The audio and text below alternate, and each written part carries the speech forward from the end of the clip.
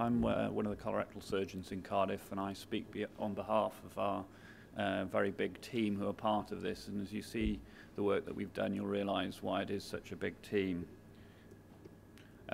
This project is all about the care of patients undergoing major bowel surgery. The background to this and why we think that this was a relevant project to do, the problem essentially, is that many patients suffer actually around the time of major surgery.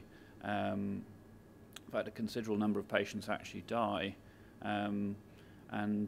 This sort of process is something that's been going on in different parts of the world, and we felt that this could apply well to the care of our patients.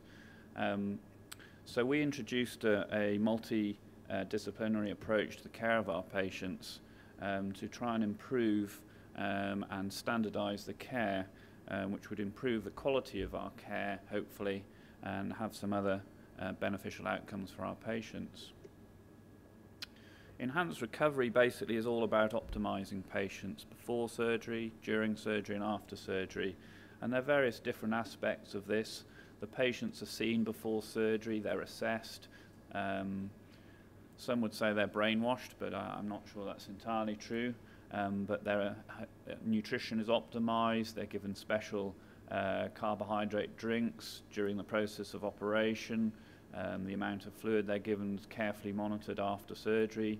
Their pain control is optimised, they're mobilised early, and all of those things are seen to improve the outcome for these patients.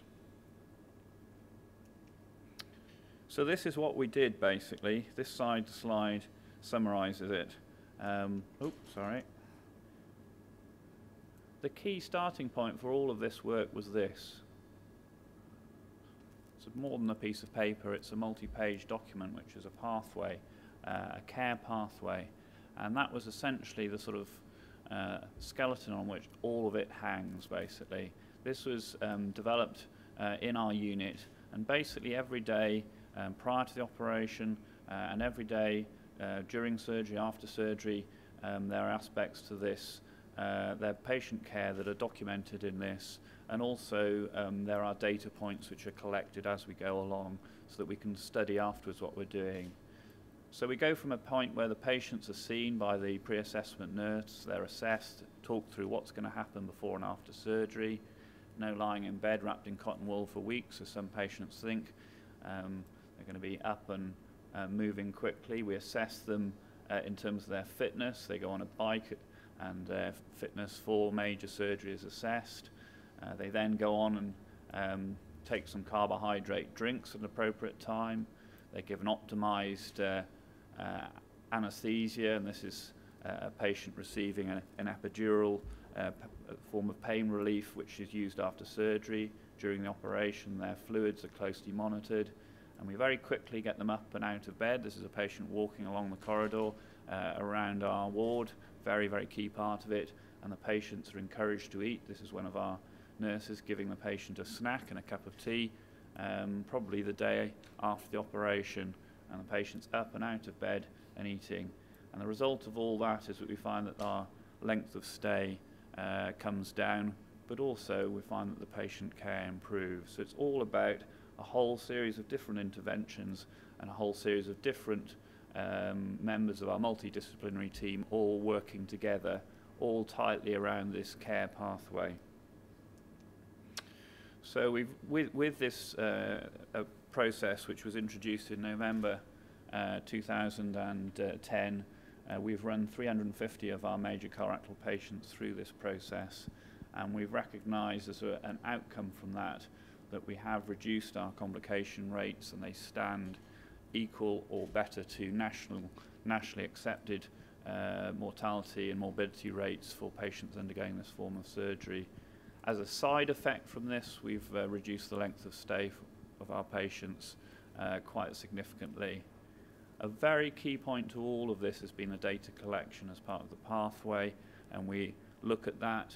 There are 1,000 lives tools which we use to look at every aspect of what we're doing and regularly monitor it, and that actually has been the most key point: measurement of what we're doing and then analysing the outcomes and continuously monitoring it and seeing where the bits falling down of this complex process, and then trying to feed back to those members of the team where things are falling down to try and improve things. So what have we learnt? Well, we've learnt that this works and it improves our patient care. We know that, but actually our patients tell us it as well, because we've talked to them, we've actually informally invited them back independently, not with ourselves, and they've independently told us that they think this is a good thing and they like it. We found that using a care pathway with all the different personnel who are involved is very key, and the key is to actually use that to measure what we're doing and feedback. It's been very key that actually this has been led by our staff on the ward. Great enthusiasm right from the start from all parts of the ward-based staff to do this, but that was all there for a while. We couldn't get it going without the support of more senior management, so very key to have both management and clinical staff involved. And as a result of this, we feel we could potentially that this could become a gold standard for care for patients, and indeed it's being rolled out across other specialties in our trust, and there is a programme that's being rolled out across Wales as well. And I think that's all I have to say. Thank you.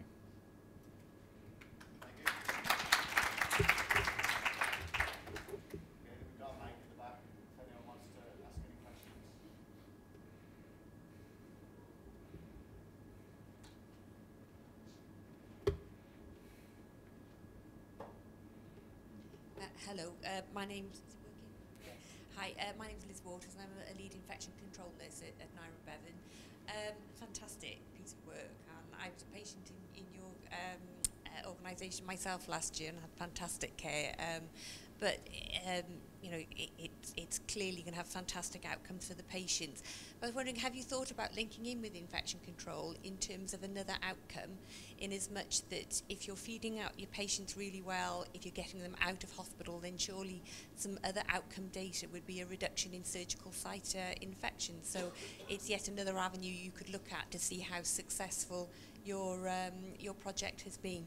I think that's a very good point. It's not actually currently one of the data points that we're specifically recording, and certainly as we go along with this process we actually identify other bits of it that we probably do need to record, so it's very much an ongoing thing, and I think that's a good point. It's something that we specifically will look at, but I think slightly independently we have identified that because wound infection can be a significant problem in these patients, and we're finding that the patients stay in longer if they have a wound infection.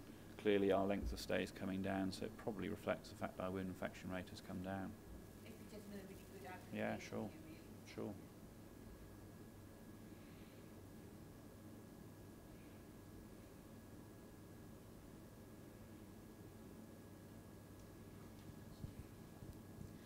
Hi, it's Jan Davies, Joint Director, 1000 Lives Plus. I just wondered, Mike, you talk about ERAS becoming the sort of the gold standard for all patients and roll out to other specialties. I just wondered if you could give us a feel for how much change you think the model might need from specialty to specialty, or how easy is it to just to say, you know, here's the driver diagram, just insert your relevant bits. Does it need much change as you roll out to different specialties, do you think? I think it depends on how far you go. I mean, obviously there are allied surgical specialties where the types of operation, the types of preparation for the patients are pretty similar. Sort of urology, for example. So to that extent, I think some of those things could be rolled out fairly easily.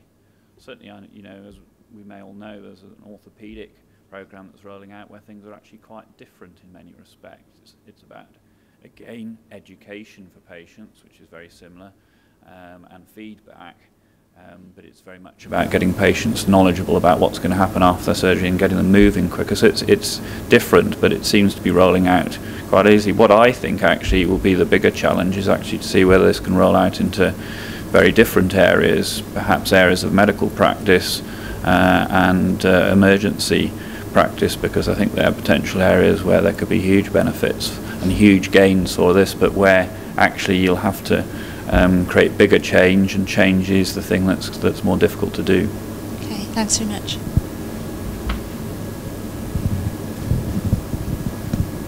one of the things that came through is around the care pathway and the multidisciplinary team working, and how those two sort of came together. I mean, can you offer any insight into particularly the multidisciplinary effort that really seemed to work, from what you've described, really seemed to work well in this project? Well, I think we were lucky in the sense that everybody, as soon as they heard about this, immediately were enthusiastic about it rather than seeing this as something that was threatening. To be fair, I think it's something that's been around for a little bit of time, and so quite a lot of people had some concept of it, but actually it was trying to link all those people together.